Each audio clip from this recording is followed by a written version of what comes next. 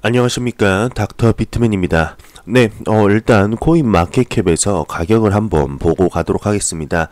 네, 비트코인과 이더리움 XRP가 전체적으로 이제 소폭 상승한 가운데 지금 라이트코인이 계속해서 상승한 모습을 보여주고 있습니다. 굉장히 라이트코인의 3월달, 2월달 상승폭이 굉장히 큰데요. 네, 이 상승이 이어져서 네, 대상승으로 가는 이런 발판이 되었으면 좋겠습니다. 네, 그러면 제가 준비해온 소식으로 넘어가도록 하겠습니다. 일단 첫 번째입니다. 네, 인도 은행과 금융감독원에 이제 대규모 거래가 있다고 합니다. SBI는 지연이 되었지만 다른 SBI 인도 은행은 계속 추진되고 있다는데요. 우리는 이번 달 말이면은 인도가 암호화폐 규정을 내놓을 것이라는 기사를 많이 접했었습니다. 네, 저도 많이 전달해 드렸었는데 이것은 어마어마한 소식이라고 합니다. 우리는 리플이 인도에서 50% 이상의 점유율을 가지고 있다는 것을 많은 분들이 알고 계실 텐데 이 규정은 XRP의 사용 사례에만 도움이 된다고 합니다. 오늘 우리는 이제 인도 중앙은행이 원 네이션 카드 프로그램을 실행하기 위해 금융감독원과의 이제 계약을 체결했다는 것을 알게 되었는데요. 오늘 우리는 이제 인도의 주 은행이 세계적 디지털 결제 및 금융 기술 기업인 금융감독원 내 Financial Software and System과 제휴하여 최초의 원 네이션 원 카드 프로그램을 구현하고 대규모 디지털 결제 성장을 가속화한다는 소식입니다. 금융감독원은 선불 디지털 솔루션을 통해 탭페이 카드를 발급할 수 있게 되었는데 커먼 모빌리티 카드는 ATM, 포스 및 전자 상거래 이렇게 채널에서 계정 거래 기반 거래를 위한 표준 직불 카드와 함께 다중모드 전송을 위한 디지털 선불 계정 역할을 한다고 합니다.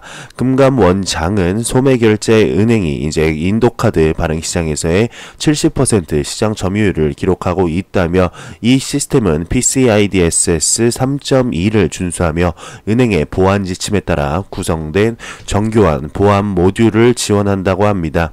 네, 그러면서 금감원은 지급 범위 전반에 걸쳐 업무를 수행한다며 위에서 언급한 사용 사례 이외에도 금감원은 은행이 리플 네트워크를 통해 UPI 기반 결제인 모바일 월렛을 출시할 수 있도록 지원한다며 이렇게 기사를 마무리하고 있습니다.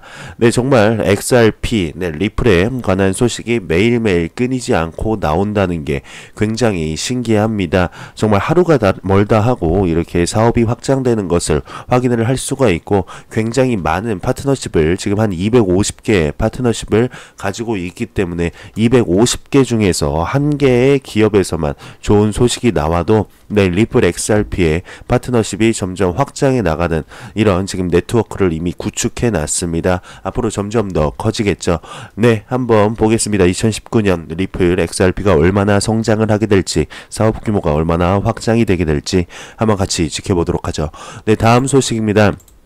네, 리플의 CEO인 이제 브래드 갈링하우스가 JPM 코인은 다른 은행들이 사용하기를 원하지 않는다라고 이렇게 언급을 했다고 합니다. 샌프란시스코 블록체인 스타트업 리플의 브래드 갈링하우스는 수요일 JP모건 체이스가 자체적인 안정적인 코인을 만든다는 것에 대해 이제 찬사를 보낸 뒤 다른 은행들의 제품 채택 가능성을 일축하고 유용성의 의문을 이게 제기했다고 합니다. 워싱턴 DC 블록체인 서밋 회의실에서 이렇게 얘기를 하던 중에 브래드 갈링하우스는 JP 모건과 같은 주요 금융 주체들을 집중하게 하는 것이 대단하다고 생각한다고 말을 했는데 그렇게 재빨리 다시 이와 같이 덧붙였다고 합니다. 그것만이 내가 JPM 코인에 대해서 말할 수 있는 유일하게 좋은 말이다 라며 약간 비꼰 거죠. 네, 그러면서 실제로 암호화폐 XRP를 활용하는 제품을 포함하여 DLT 기술, 분산 납기 기술을 사용하라고 금융기관들에게 호소한 이제 빵형이 최근 발표된 JPM 코인의 전망을 즉각 의심케 했다고 하는데요. 지난주 또 다른 컨퍼런스에서 빵형이 모건 스탠리에 이 사람이 나를 인터뷰하고 있었는데 나는 모건 스탠리가 JPM 코인을 사용할 것인가 라고 이렇게 물어봤다고 합니다. 그러면서 그는 아마도 아닐 것이다. 그렇다면 시티는 JPM 코인을 사용할 것인가 라고 또 물어봤는데 아니요 라고 대답을 했다고 합니다. 따라서 그는 DLT가 해결해야 할 바로 그 문제들을 재현할 수 있는 자체적인 안정적인 코인을 만드는 은행이 필요하다고 제안을 했다고 하는데요. 이 빵형은 심지어 단일 기업의 장부에 남아있을 때 피아트 화폐, 그러니까 법정 화폐를 토큰화하는 것이 무슨 의미가 있는지 큰 소리로 궁금해하면서 산업 비평가처럼 말하기 시작했다고 합니다. 네, 굉장히 브래드 갈링하우스도 이게 왜 필요할까 의문을 제기한 거죠. 그러면서 JP 모건 코인 만든 기업에게 이제 직접적으로는 아니지만 이렇게 얘기를 한 거죠. 예탁금으로 1달러를 주면 JPM 코인이 주어지고, 그러면 JPM 이 회사 내에서 움직일 수 있다고 하는데, 잠깐만, 그러면 그냥 달러를 써라고 이렇게 얘기를 했다고 합니다. 네, 그죠? 1달러를 주면은 JPM 코인을 받을 수가 있는데, 그럴 거면 차라리 달러를 써라 라고 이렇게 얘기를 했다고 하네요. 이해할 수가 없고 JPM 파트너십 내에서만 움직일 수 있으면 그냥 1대1로 뒷받침되어야 한다면 어떤 문제가 이렇게 해결되는지 이해할 수 없다고 이렇게 얘기를 했다고 하는데요. 네, 그러나 그는 이 주제에 대해서 자신의 발언을 외교 노트로 마무리하면서 다음과 같은 결론을 내렸다고 합니다. 이제 첫 번째로 답으로 돌아가라. 만약 그것이 암호화폐에 기대어 있는 JPM의 첫 번째 문제를 해결한다면 그게 내가 가진 전부다 라고 이렇게 얘기를 했는데, 네, 원문을 돌리다 보니 저도 말을 하면서 이게 무슨 말인가 하는 게 가끔씩 있습니다. 네, 조금 어감상 어색한 점 좀만 이해 부탁드립니다. 영어 공부 열심히 하고 있습니다. 네, 이렇게 브래드 갈링 하우스가 지금 이제 JPM 코인에 대해서 굉장히 안 좋게 보고 있습니다. 사실 달러와 이제 JPM 코인을 본인들의 이제 파트너십 안에서만 사용을 할 거면은 이 빵형이 얘기한 대로 차라리 달러를 쓰는 게 좀 더 나은 선택일 수도 있을 것 같네요. 네, 다음 소식입니다. 네, 굉장히 흥미로운 또 소식이 나왔습니다.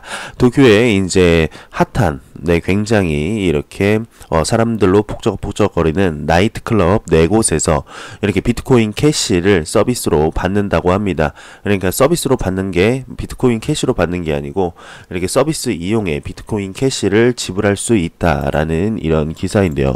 한번 보겠습니다.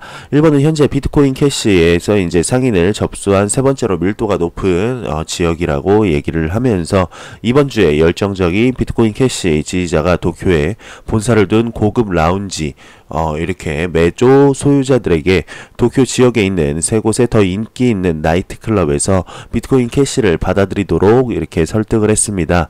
일본 클럽은 이제 V2, 엘라, 빌라, 매조의 음식, 음료 카페 루비가 올 4월에 이제 음료와 서비스에 비트코인 캐시를 받아들일 거라고 이렇게 밝혔다고 하는데요. 비트코인 캐시가 도쿄의 나이트 라이프에 합류하다라는 부제로 열정적인 비트코인 캐시 팬 덕분에 도쿄의 4곳의 가장 인기 있는 나이트클럽은 음료와 편의시설로 비트코인 캐시를 받게 될 것이라며, 일본은 2017년 4월 암호화폐 결제를 합법화한 이후에 상인과 기업 간의 교류 사업을 하는 디지털 통화의 온상이 됐다며 일본이 암호화폐 선두를 지금 밟고 있다라고 이렇게 얘기를 하고 있네요.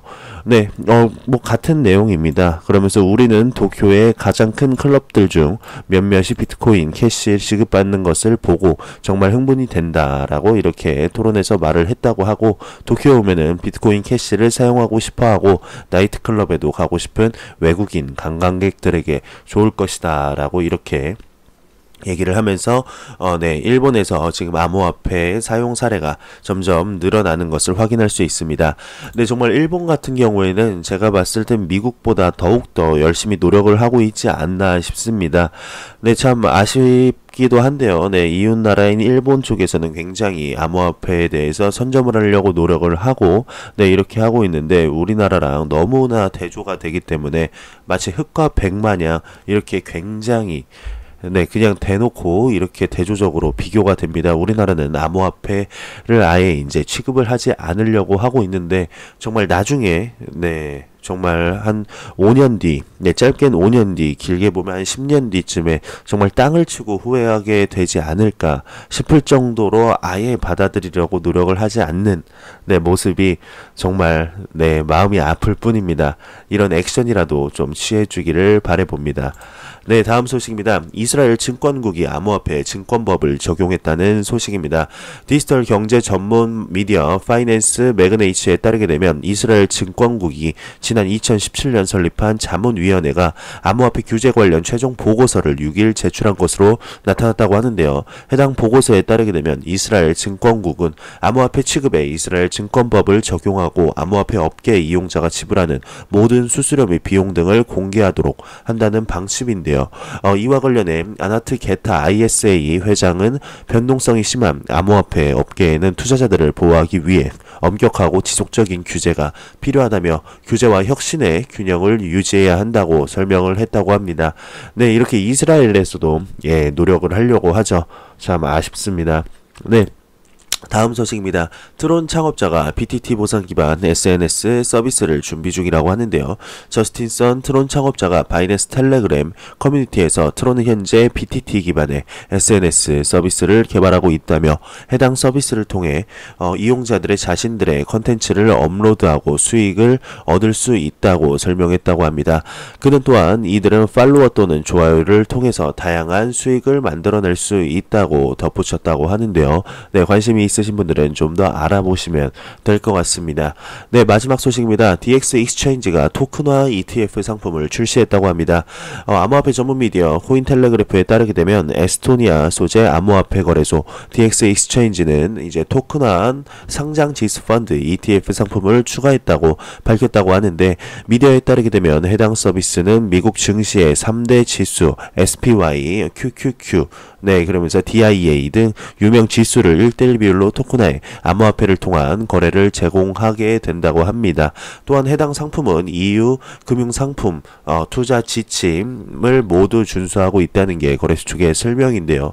네, 지금 헷갈려 하시면 안 되는 게 이 ETF 같은 경우는 비트코인 ETF랑 전혀 다른 겁니다. 비트코인 ETF가 아니고 기존 ETF 상품을 이렇게 토큰화해서 이렇게 거래를 지원을 하는 것뿐이지 비트코인 ETF가 출시된 게 아니기 때문에 혹시나 헷갈려 하실까봐 제가 가져와 봤습니다. 그러니까 STO라고 생각하시면 됩니다. 증권형 토큰이라고 생각을 하시면 간단하게 이해가 되실 것 같습니다.